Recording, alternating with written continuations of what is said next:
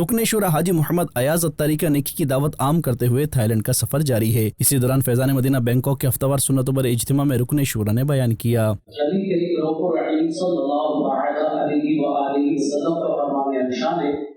جو شخص مجھ پر ایک بار میں 1000 مرتبہ درود پاک پڑھے گا وہ مرے گا نہیں جب تک کہ جنت میں اپنا مقام نہ دیکھے۔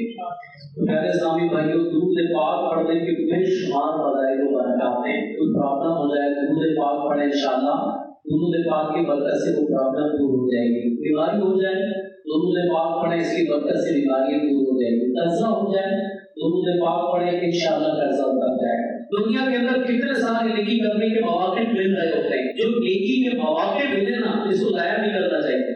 کون سی نیکی ہمیں جنت میں پہنچا دے ہمیں نہیں پتا، کون سی نیکی ہمیں جہنم سے بچا دے ہمیں نہیں پتا۔ ناظرین، آپ بھی ہفتہ وار سنت بر اجتماع میں شرکت کر کے اجر و ثواب پائیے۔